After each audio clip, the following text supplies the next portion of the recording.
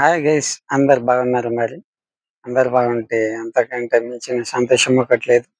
మరి ఈ రోజులలో ప్రతి మనిషి సామాన్యంగా ఏమైతుందంటే, ప్రతి ఒక్కరికి ఈ రోజులలో ముఖ్యంగా ఏందంటే, ఆహ్, ఫీలింగ్స్ అనేటివి ఏర్పడుతున్నాయి కాబట్టి, ప్రతి ఒక్కరు కూడా గమనించుకోవాల్సిన విషయం ఉంటుంది. ఏందంటే, ఇప్పుడు మనకు ఈ సమాజంలో ఎవ్వరు సమాజంతోటి మనకు అవసరం లేదు.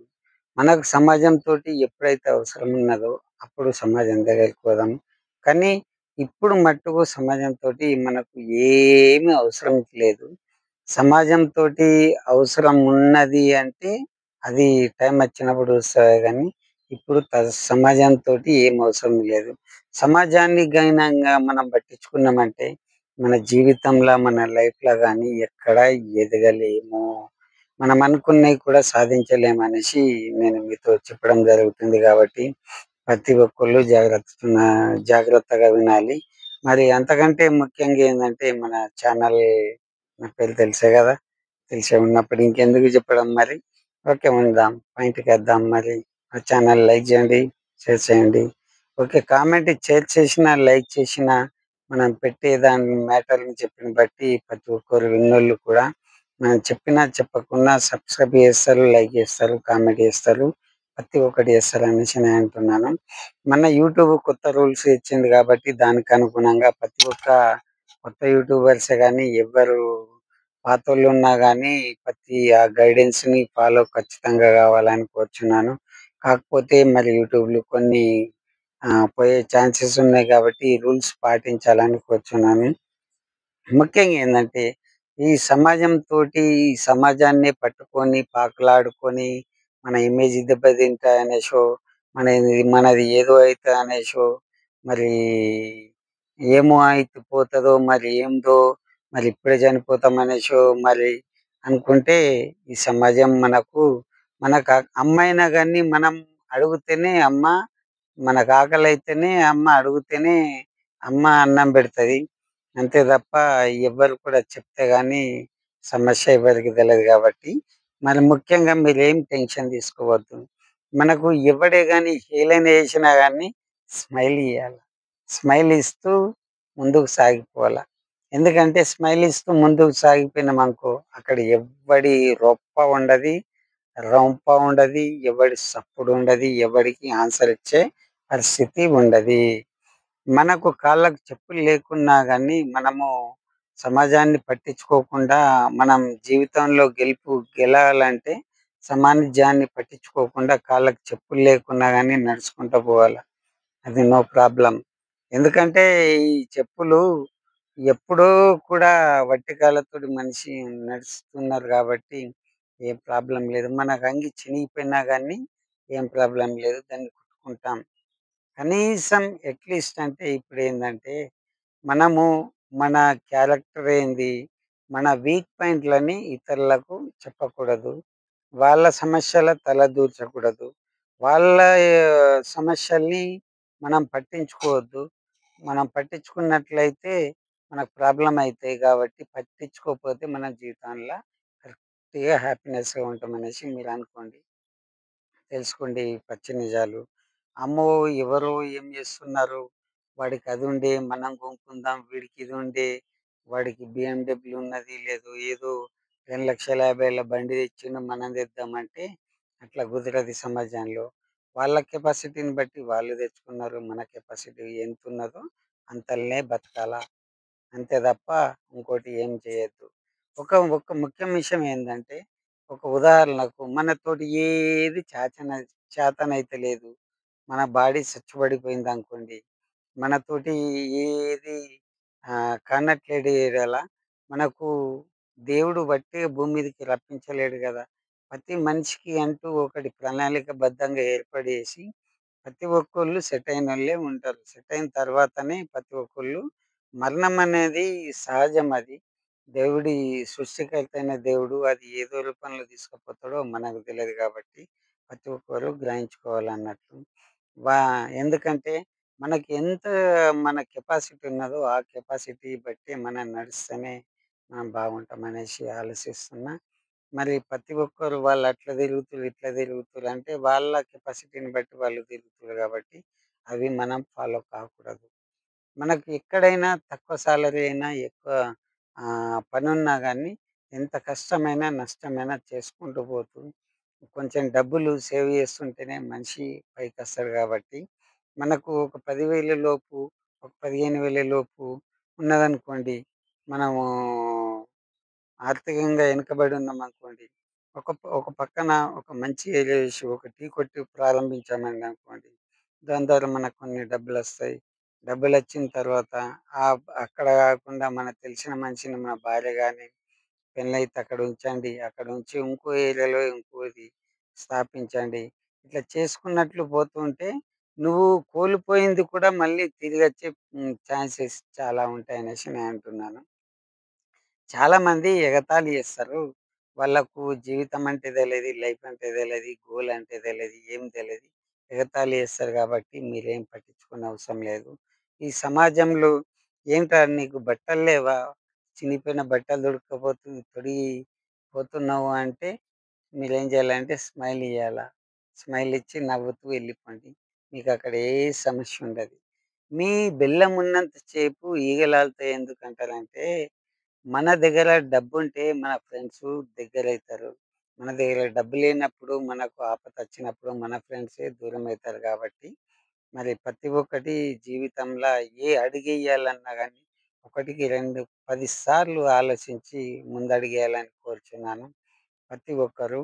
మరి ముఖ్యంగా నువ్వు ఏసిన స అడుగు కరెక్ట్ అయినదైతే బిజినెస్ పరంగా గానీ, మరి ఎడ్యుకేషన్ పరంగా గానీ, మరి ఫ్యామిలీ పరంగా గానీ, పెళ్లి గానట్లయితే మనకు కొందరు ప్రేమ పెళ్ళిళ్ళేసుకుంటారు. కొందరు ఫాదర్స్, మదర్ చెప్పిన పెళ్ళిళ్ళేసుకుంటారు. అరేంజ్‌మెంట్‌యి అట్లాంటి మీరు కరెక్ట్ స్టెప్ ఏసినట్టు కరెక్ట్ నిర్ణయం తీసుకున్నట్లయితే ఆటోమేటిక్‌గా మీరు డెవలప్ అయితారు. డెవలప్ కాకపోతే ఏం చేస్తారు? ఆ! ఇట్లనే ఉంటాం. ఏదో ఒక రోజొచ్చి, ఏదో ఒక రోజు నేను అంబానీ కాకపోతిన్నా, అదానీ కాకపోతిన్నా, నేను పవన్ కళ్యాణ్ గానా, నేను చిరంజీవి లెక్క గానా అనుకున్నావనుకో, హ్మ్. నువ్వెప్పటికీ కావు. కుకున్న దగ్గరనే ఇంట్లోనే ఉంటే ఆహ్, ఎప్పుడూ నువ్వు ఇంట్లోనే ఉంటావు. బయటకెళ్ళి ఒక మనిషిలాగా గాకుండా అందులో నేను కూడా ఉన్నా.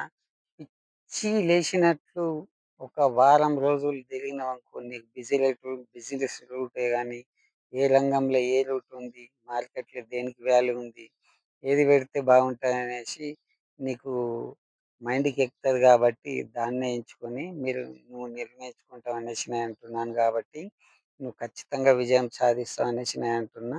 అచ్చిన ఇన్‌కమ్‌లనే మీరు సంతోషంగా ఉండి, అప్పుడు ఎవరైతే నిన్ను అని దూరం కొట్టినోళ్ళుంటారో, వాళ్ళని నువ్వు మీట్ కావద్దు.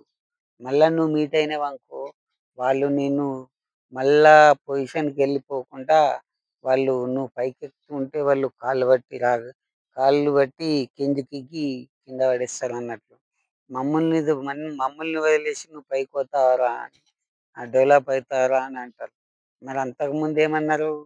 నిన్ను కించపరిచారు గదా! కించపరిచిన చోటనే మరి డెవలప్ అయినా అనేసి అచ్చింది గదా! సమాజం ఏముందండి?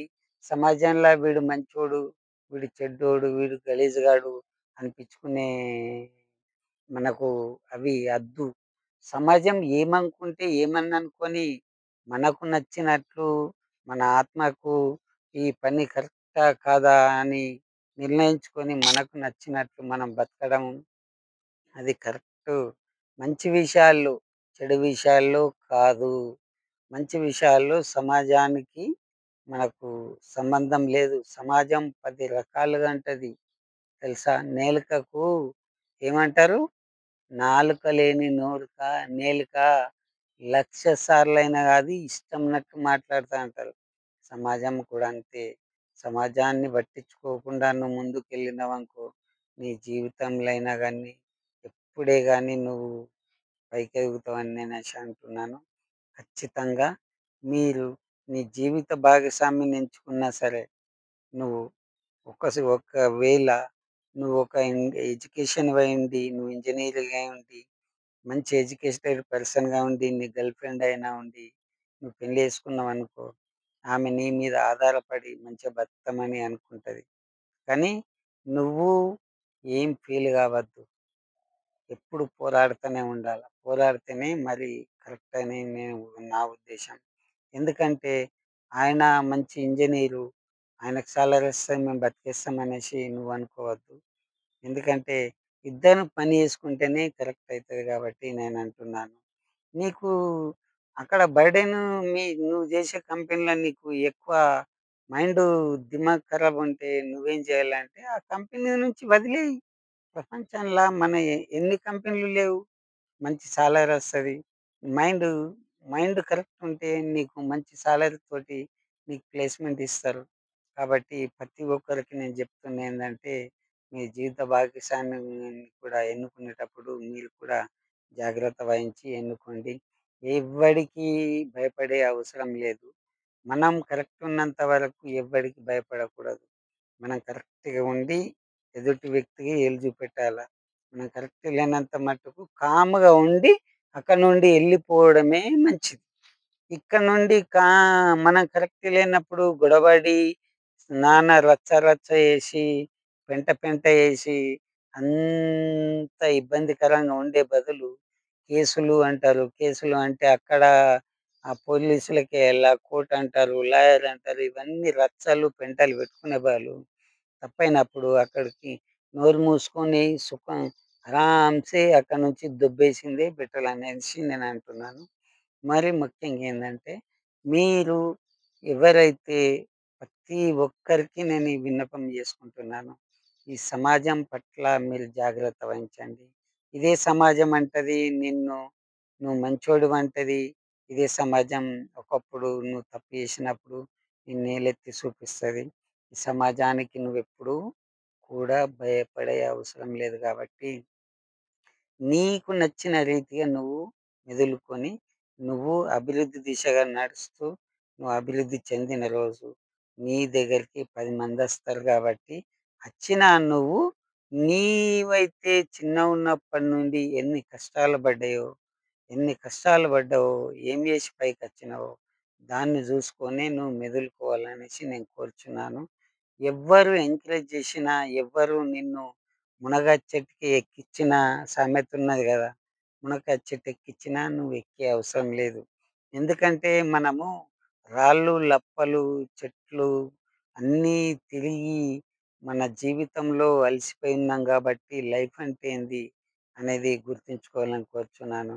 మరి ముఖ్యంగా ఏందంటే ఈ సమాజంలో నువ్వు ఎంతో కొంత సంపాదిస్తున్నావు గాబట్టి మనము ఏందంటే డబ్బు విషయంలో కొంచెం జాగ్రత్త పడి ఖర్చు చేసుకోవాలని కోరుచున్నాను. అది డబ్బు ఎప్పటికైనా కొందరంటారు. డబ్బు అది ఇది అనేసి ఏదో అంటారు. కానీ డబ్బు కూడా ఈ జీవితంలో ముఖ్యమే. డబ్బు నువ్వు కొంచెం సంపాదించుకున్న ఒక 500 సంపాదించుకున్నా అందులోకెళ్ళి కొంచెం సేవ్ చేసుకొని, కొంచెం ఉంచుకుంటే నువ్వు నీకు కాబోయే రోజులలో రేపటి తరానికి నీ పిల్లలకు నీకు డబ్బు ఉపయోగపడతదని నేను అంటున్నాను. మరి ఖచ్చితంగా మరి కొన్ని ఇట్లాంటి పద్ధతులు నువ్వు నేర్చుకున్నట్లయితే సమాజం పట్ల నువ్వు ఆలోచించే అవసరమే లేదు. నిన్ను చీకొట్టిన వారు నీ దగ్గరికి రేపు ఖచ్చితంగా వస్తారు కాబట్టి, వచ్చినా గానీ వాళ్ళని ఫాలో గాకుండా నీ గమ్యస్థానం ఎక్కడుంటదో అక్కడికి వెళ్ళిన దాకా నువ్వు నీ పట్టుని వదలకు. ఉడుం పట్టు అని ఎందుకంటారో తెలుసా? అలాంటి ఉడుం పట్టు పట్టి నువ్వు మంచిగా ఎదిగి, మంచిగా నీ రిజల్ట్ తెచ్చుకొని, ఫ్యామిలీలో మంచి పేరు సంపాదించుకున్న తర్వాతనే నువ్వన్నీ హ్మ్. సక్రమంగా నెరవేర్చుకోవాలని కోరుచున్నాను. ఈ సమాజం ఎన్నో అంటాయి. ఈ ఎన్నో కాకులు ఇది ఒక సామెత ఉంది గదా! ఆ! అంతా కాకులు అనేసి, అట్లా అనేసి. అంటే సమాజంలో అందరికీ అంటలేను నేను. మీరు ఏదో విధంగా అనుకోకండి. ఒక జనరల్‌గా మీకొక మెసేజ్ ఇస్తున్నాను. ఎడ్యుకేషన్ పరంగా అయినా గానీ మీరు సమాజాన్ని బట్టి ఏదో తెగేస్తాడు ఈడులే చదువుకుంటుండు. ఈడులే పీకేస్తాడులే, ఈడు ఏది చేస్తాడట. చూద్దాం ఎక్కడికి వస్తాడో రే, మన తొట్టి గ్యాంగ్‌లోకే వస్తాడు కదరా! వీడు ఎక్కడికి పోయినా గాని ఏదో ఇంటికాడ పనులు చెప్తారనేసి, అది చెప్తారనేసి ఇంటి నుంచి అక్కడికి షిఫ్ట్ అయితుండు కాబట్టి మళ్ళా తిరిగి మన దగ్గరికే రా వీడచ్చేటిది. మనయి గవుంటాయి చూడు మూరెడు మూరెడు, జానెడు జానెడు గాడ కలుస్తాంలే. ఆడ కలిసినప్పుడు అప్పుడు మనకు మనోడు మనకు తెలవదా? అన్నీ చెప్తాడు ఉన్నాయనేసి అంటాడు. కానీ అట్లాంటి ఉద్దేశాలతోటి నువ్వు పోయినావనుకో, మళ్ళా తిరిగి యథాస్థితికొచ్చిన దానికంటే అతి ఘోరంగా నువ్వు మళ్ళా నీ పొజిషను కిందికే వెళ్ళిపోతది కాబట్టి, అలాంటి పని ఎప్పుడు చేసుకోకు జీవితంలో. ఇది నిత్య సత్యం అనేసి నేను అంటున్నాను.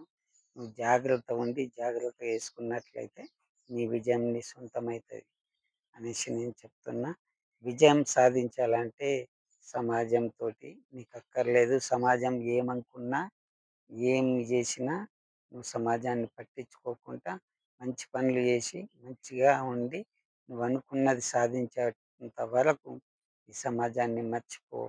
నేను ఒక్కడినే ఉన్నా అనేసి ప్రతి ఒక్క డిపార్ట్‌మెంట్‌లోనే గాని మంచి పేరు లేకున్నా, ఇంత కష్టపడుతున్నా, నాకు అవార్డులు వస్తలేవు, నాకు సన్మానిస్తలేరు అనుకుంటున్నావా? నువ్వక్కడికి ఆ కంపెనీ వదిలేసి నువ్వెళ్ళిపో. వేరే కంపెనీల పోయి జాయిన్‌గా. అక్కడ నీకు మంచి సాలరీ ఉంటది. ఫ్యామిలీ బతుకుతారు. అన్ని విధాలుగా నీకు సౌకర్యాలుంటాయనేసి నేను అంటున్నాను. మరి ఖచ్చితంగా మీరు చేస్తారనేసి నా ఉద్దేశంతో ఈ వీడియో పెట్టడం జరిగింది కాబట్టి, నేను మీకు ఈ ఇంట్రెస్ట్ ఉంటే నేను లైక్ చెయ్యు, సబ్స్క్రైబ్ చెయ్యు, కామెంట్ పెట్టు అని నేననను. నీకు ఇంట్రెస్ట్ ఉంటే నువ్వే చేస్తావు. అంతే తప్ప ఇంకా ఏ ఉద్దేశ్యం లేదు కాబట్టి, నువ్వు ఎదగాలంటే ఈ సమాజాన్ని పక్కకు పెట్టేసి నువ్వనుకున్న మార్గంలో పో. నీకు సక్సెస్‌ఫుల్ కాకపోతే నాకు అడుగు. ఓకే. మరి ఉంటా మరి. బాయ్.